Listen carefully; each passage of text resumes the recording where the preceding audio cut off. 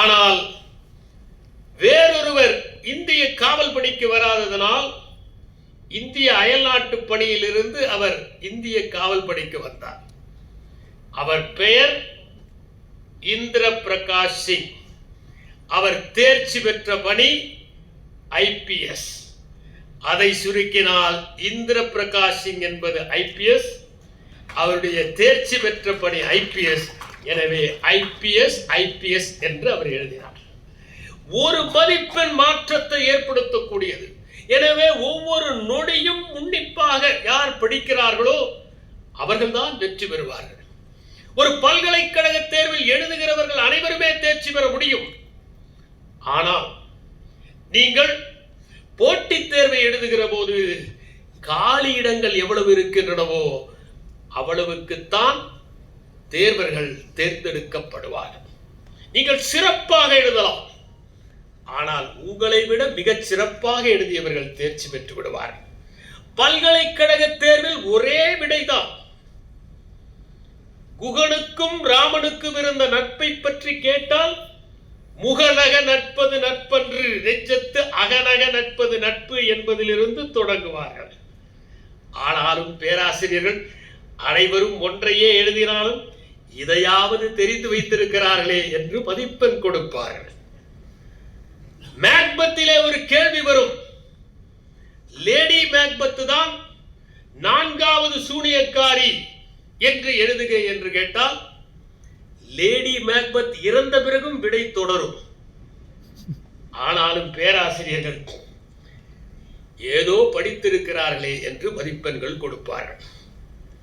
வெண்டைக்காயின் பயன் என்ன என்று கேட்டால் வெண்டைக்காய்க்கு பல பயன்கள் இருக்கின்றன என்பது முதல் பத்தியில் எழுதப்படும். பதிலே வடவட கொடகொட என்று இருந்தாலும் பரவாயில்லை, தெரிந்திருக்கிறார்கள் என்று மதிப்பெண் கொடுப்பார்கள். வெண்டைக்காயை சாப்பிட்டால் மூளை வளரும் என்கிற நம்பிக்கை ஒன்று இருக்கிறது. எங்கள் பல்கலைக்கழகத்தில் நாங்கள் உணவகத்திலே சாப்பிட்டுக் கொண்டிருக்கிற போது வெண்டைக்காயை பெரிய பாத்திரத்திலே வைத்திருந்தார்கள். நானே பரிமாறிக்கொள்ள வேண்டும். எனக்கு அருகிலே 2 மாணவர்கள் இருந்தார்கள்.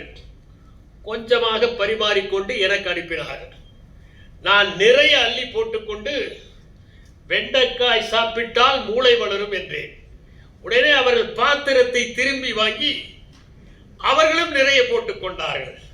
நான் சொன்னேன், ஏற்கனவே கொஞ்சமாவது இருந்தால்தான் வளருவதற்கு வாய்ப்பு இருக்கிறது. தட்டோடு அடுத்த மேஜைக்கு சென்று விட்டார்கள். எனவே வெண்டைக்காயின் பயனை கேட்டால் ஏதாவது ஒன்றை எழுதினால் கூட இதை தெரிந்து வைத்திருக்கிறார்களே என்று மதிப்பெண்கள் கொடுப்பார்கள். என்னுடைய கணக்கு ஆசிரியர் 7ஐ 7ஆல் பெருக்கினால் எவ்வளவு என்று விடை கேட்ட போது ஒரு மாணவர் 48 என்று எழுதியிருந்தார். அவருக்கும் அவர் பாதி மதிப்பெண் கொடுத்தார். நான் கேட்டேன், தவறாக இருக்கிறதே என்றேன். கிட்டத்தட்ட நெருங்கி வந்து விட்டார் அல்லவா, அதற்கு மதிப்பெண் கொடுக்கலாம் என்றார். எனவே பல்கலைக்கழகத்தின் அணுகுமுறையில் படிக்க முடியாது. நீங்கள் அங்கே என்ன கேள்விகள் வரும், என்ன விடையை எழுதலாம் என்பதை மனத்தயாரிப்பு செய்து கொண்டு போய்விடலாம். அங்கே ஒரு உயர்ந்த சிந்தனை உள்ள கேள்விகள் எல்லாம் கேட்கப்படுவதில்லை. உதாரணமாக, நீங்கள் உங்களுடைய பாடத்திட்டத்திலே எப்படி பொங்கலை கொண்டாடினீர்கள் என்று இருந்தால் வினாத்தாளிலே எப்படி தீபாவளியை கொண்டாடினீர்கள் என்று கேட்டால் பாடத்திட்டத்தில் இல்லாத கேள்வியை கேட்டுவிட்டார்கள் என்று எழுதுபவர்கள் உண்டு. சில பேர் தீபாவளியை எப்படி கொண்டாடினோம் என்பதற்கே மாடுகளை குளிப்பாட்டினோம், வாசலுக்கு நாங்கள் கோலமிட்டோம், சுண்ணாம்படித்தோம் என்று எழுதுபவர்களும் உண்டு. எனவே பல்கலைக்கழக தேர்வின் அணுகுமுறை இருக்கக்கூடாது. உயர்ந்த சிந்தனையில் கேட்கப்படுகிற கேள்விகள். நம்முடைய பொது தேர்வுகள் எல்லாம் புரிதலை அடிப்படையாக வைத்திருப்பதை விட அறிவை அடிப்படையாக கொண்டு கேட்கப்படுகின்றன. ஆனால் போட்டித் தேர்வுகளில் அறிவு 30%, புரிதல் 30%, அலசுதல் 40% என்கின்ற அடிப்படையில் தான் கேட்கப்படுகின்றன. எனவே ஒரு தகவல் தெரிந்தால் மட்டும் போதாது. அந்த தகவல் எதை